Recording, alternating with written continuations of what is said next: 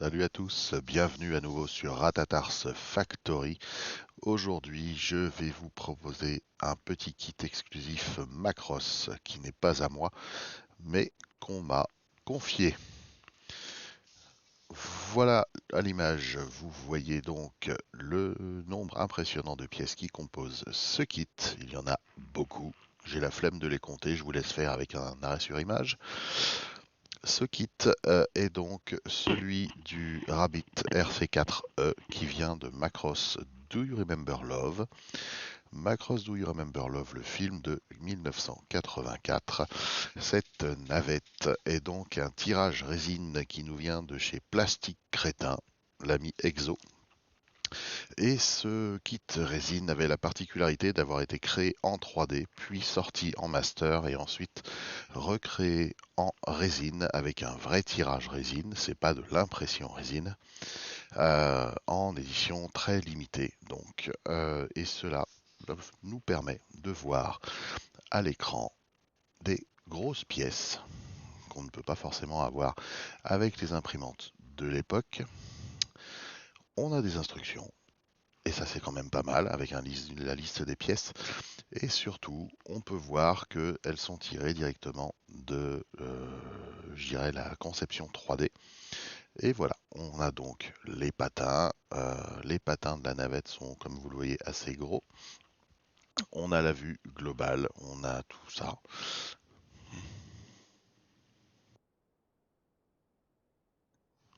Donc en fait, ce kit à la base est un kit au 1,72.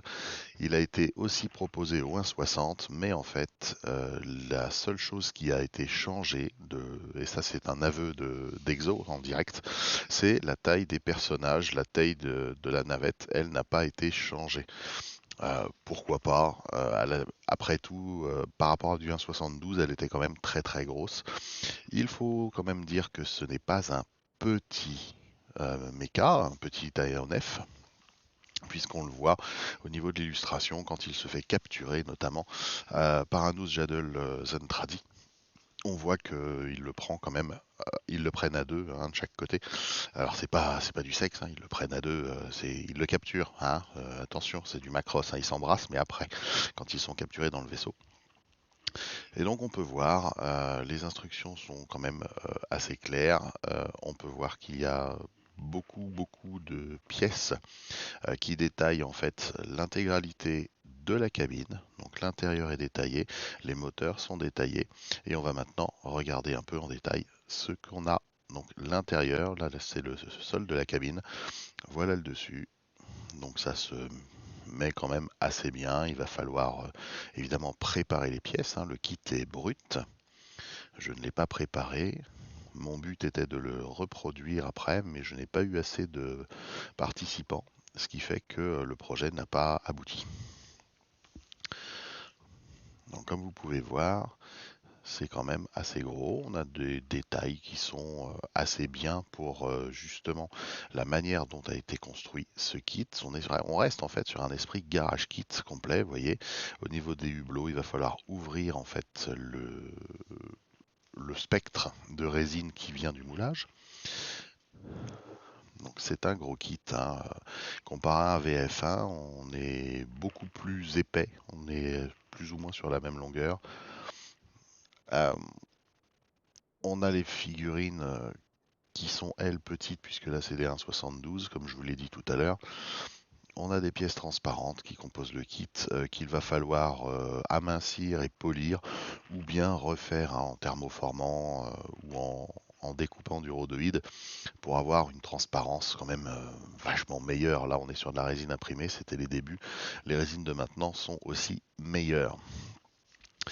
Au niveau des personnages, on a plusieurs poses qui composent en fait les passagers. Là, de mémoire, ça doit être le cousin de Min-May qui est lui aussi nonchalant, hein, assis nonchalamment. On a plusieurs types de sièges également. On a donc la console centrale qui sert aux deux pilotes en fait. Donc les trous que vous voyez sur les côtés, ça sert à mettre les sièges des pilotes. Ça c'est le radome, donc le radome principal, puisqu'à la base c'est un engin de micro-transport, mais surtout de détection. Là, on voit que ça a un peu cintré, il va falloir le plonger dans l'eau chaude histoire de le redresser. C'est de la résine, donc ça se fait très bien. Je ferai peut-être un tuto là-dessus pour vous expliquer un peu comment traiter certaines pièces en résine. J'essaierai de faire ça peut-être même en live, histoire que vous puissiez voir que effectivement, non seulement je le dis, mais je le fais, c'est tout bête. Donc voilà le support du radome. Et effectivement, on a des petites pièces translucides, des espèces de phares qui viennent devant. Ça fait partie du design. Bon, ça a été reproduit en tout cas conformément au line art. Là en fait, on va regarder donc la plaque arrière et on va mettre les moteurs. Donc les moteurs qui sont encloisonnés. On a donc quatre grosses pièces de moteur et ensuite on assemble les verniers, les boosters séparément. Et voilà, donc on en aura quatre qui sont identiques hein, tout simplement à positionner. Et je conseille bien évidemment dans tous les cas de les peindre avant, mais il y a beaucoup de travail de préparation et d'ajustement puisque ça a tendance à, j'ai envie de dire, avoir un peu trop de jeu. Donc là je vais vous montrer aussi comment on peut assembler l'arrière et les patins. Donc pour l'instant, comme je vous ai dit, le kit est brut. Donc voilà le patin tel qu'il doit être mis en place. Vous voyez, par rapport à la taille de ma main, c'est quand même pas petit. Hein. C'est quand même plus gros même qu'un hélicoptère standard ou un 35. Et là, vous allez voir, avec l'arrière, on va essayer de mettre en place un peu tout ça pour que vous puissiez vous rendre compte de l'ergonomie du vaisseau.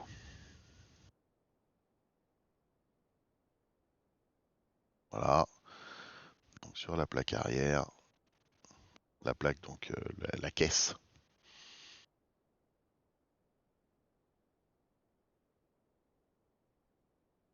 Sachant qu'on va venir mettre donc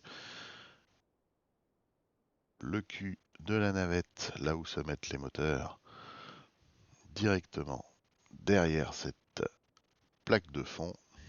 Voilà, on va venir mettre le fuselage à l'intérieur. Vous voyez, c'est quand même bien pensé.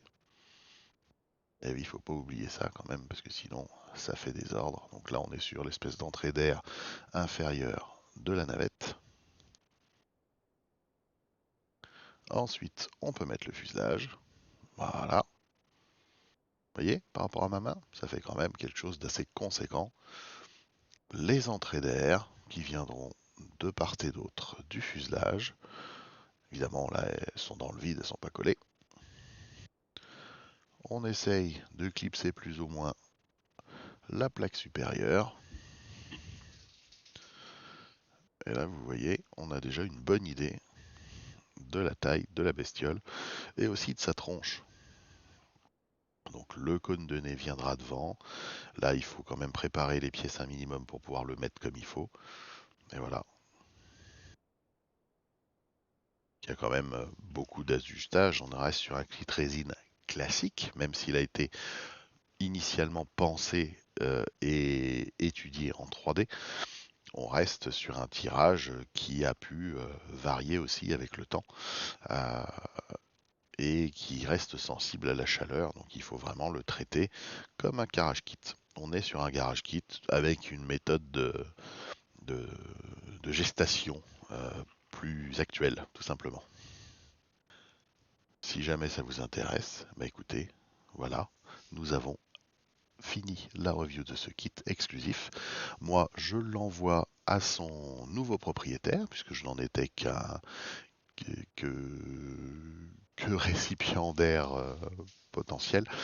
Et donc, je vous dis à très bientôt pour, je l'espère, d'autres kits exclusifs sur Macross ou autres qui vous plairont. Abonnez-vous. Ciao, ciao.